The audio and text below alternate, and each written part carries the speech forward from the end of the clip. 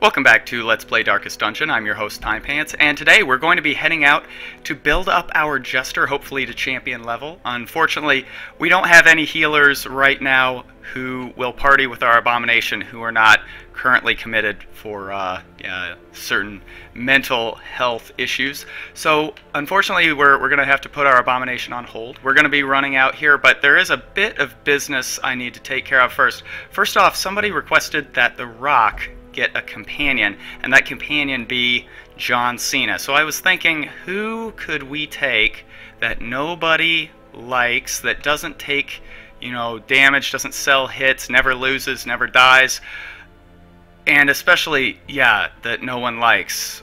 And I thought, well, it's got to be our leper, right? So, Patras, you are now John Cena. Great.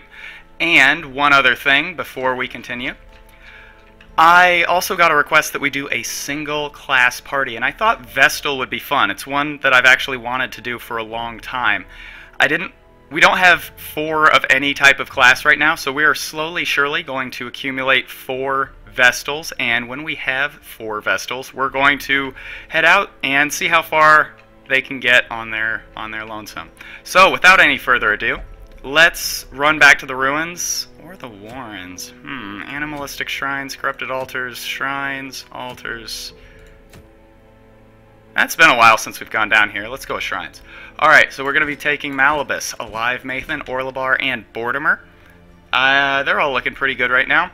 Alright? Alright? Oh, Orlebar. We gotta fix that. Alright, one more quick thing. One more quick thing, I promise. Just one moment here. Boom. Beautiful. Alright. I am so sorry for the delay. Let's get right to it here. Yes. Alive Mathan, Orlebar, Bortimer, and Bohan. Out we go. Alright, so there has been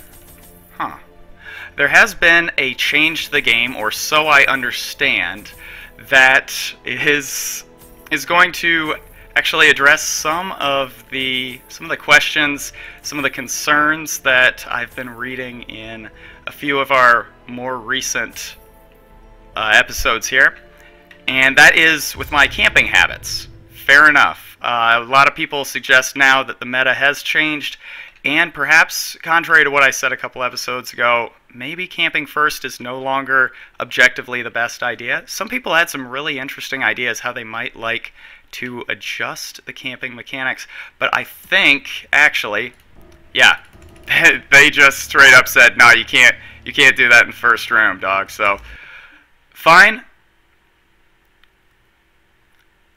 Okay, I just had a crash. That is a first. That's a new one on me.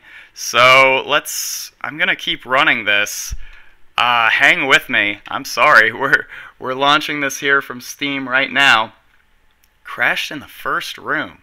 Wow. I've never had any stability issues. I have recorded like 99% of my play, at least in dungeons, since this game released. I have never once had an issue crashing to desktop like that. That's a bit troubling. I hope that is not going to be a recurring theme here. But yeah, as you can see, I'll show you right now. Check this out. Yeah, like, I have one save file, and it's this one. So, let's see how this goes. I'm pretty disappointed, to be honest. Especially if it's just going to be extinguishing the torch in room 1 that causes the issue here. So let's exit out of room 1, and now we'll kill the torch. Alright, so we're fine. Weird, but hey, that's what you get when you go live, right? This is raw, this is uncut, this is starting to sound a little bit phallic, but the point is, you get to see everything. That's not any less phallic. Alright, so we're going to, maybe less phallic, but certainly not any less sexual. Alright, that aside, that has nothing to do with what we're doing right now. So we're going to go ahead and just camp here. So you do have to go one room now. That's interesting. I'm sure that's going to have far-reaching implications here. Did I forget to equip Bohan? I did. Whoops. Oopsie daisy. Like I said, this is what you get when you go raw, right? So we need to figure out how we're gonna do this. Tiger's Eye, interesting, but I don't think necessary. I think we can just go with Dark Strength on you. Then Man's Best Friend, Release the Hound, right? Because we do not want to get ambushed. That would suck. So we have one last play to make here, and I don't think we do Abandon Hope. So some people have said what you should do is that you should wait until everybody gets a benefit and then camp. Fair enough. I think that's a perfectly valid point. I think that's a great idea, and I am going to start messing with that here in the future. However, for the time being, I am just going to go... yeah, I am just going to try and handle it like this. Just here to start, just to kind of get my sea legs back underneath me. It has been a little while since I've played. Actually, yeah, I recorded, I think, 3 episodes a while back, and I just kind of set the game down, worked off my my backlog for a little bit. I just kind of had a stuff going on, just miscellaneous stuff. I've been coming home from my new job every day. I don't want to be the guy, by the way, who just keeps talking about his job over and over again. I don't want to be that guy. But it is kind of a thing going on in my life, and unfortunately it has preoccupied me and taken my eyes off of what is truly important, which is to say playing video games for strangers on the internet. Not that I'm complaining or anything like that. I'm actually flattered that anybody cares even remotely enough to watch whatever it is that I'm doing here. Like, that's, I really do appreciate that. I certainly don't mean to disparage it. I'm glad that we didn't crash to desktop again. But yeah, I've been coming home from work like so tired that I've just been like screw it, I'm just gonna lay down, I'm just gonna go Betty Buys, and I'm just gonna be dead to the world. Please don't bother me. So I am now realizing that we are here on the eve of Street Fighter V's big third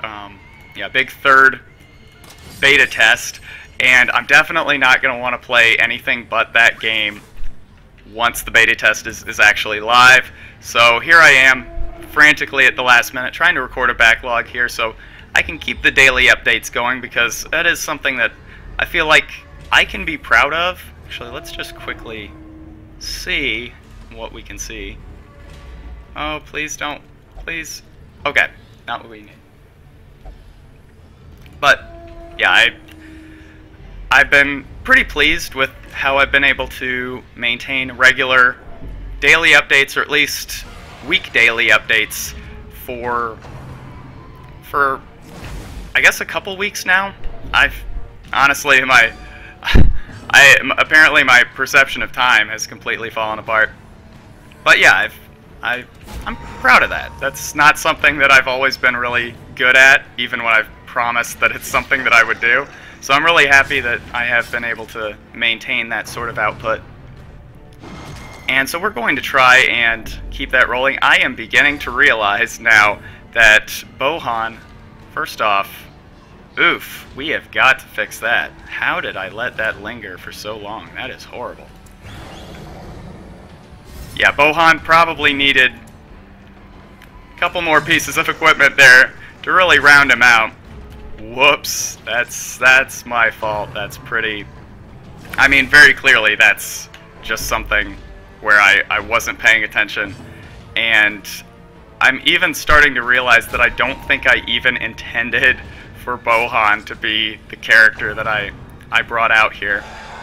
That's bad. That's very unfortunate. That's... oof, that's bad. Hopefully, I think this is enough bleed to get a kill. Yeah. And maybe Cry Havoc is what we do here. I think we can get a kill here to round us all out. That's actually pretty good. Yeah, I think we can get a kill here, and I think you're done. So there we go. But yeah, I'm really excited about the... I'm really excited about Street Fighter V dropping. I know this is... It's totally gauche to use the word gauche, but yeah, it's probably not exactly the most professional thing to do, to be filming a series about Darkest Dungeon and talking about other games. I mean, you're right, but at the same time, I want to talk about it. I'm really sorry, but it kind of brought something to my attention. Just the very fact that ouch, the very fact that, well, Darkest Dungeon and Street Fighter V are kind of going through very similar development cycles if you don't think about it. What do I mean by that? Well, take Darkest Dungeon for instance. It wasn't exactly a highly funded project, right? It had to solicit donations, or it had to solicit some sort of funding from an external source. It didn't have a publisher. It didn't have somebody who could really shoulder that huge risk. This is, oof, that was close. So yeah, they had to turn to this external source. They had to turn to crowdfunding. And likewise, Street Fighter V had to get a lot of its funding from what? From Sony, right? So already there's a little bit of parallelism. Tenuous, you say. Fair enough, I say, and good vocabulary. But where I think the parallels become a lot more clear and a lot more relevant to what I'm talking about right now is the fact that this, I think, highlights sort of a turning point in the experience of the gamer, the general gamer. What do I mean by that? Well, take for instance the fact that, I mean, we have access, man. Like, Darkest Dungeon is not a finished product, and they make that abundantly clear. Every time they release an update, every time they... I think I'm actually going to drop the torch because this doesn't feel like a strong enough party to take on a Shambler. And we might just get one anyway, so who knows.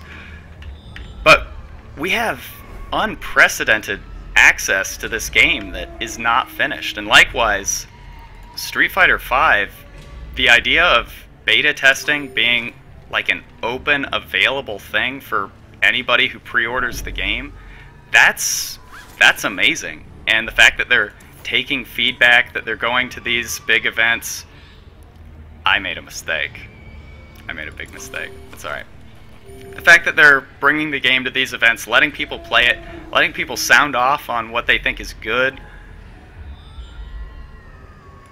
Was this an animalistic shrine? Oh, it was, wasn't it? Whoops. That sucks.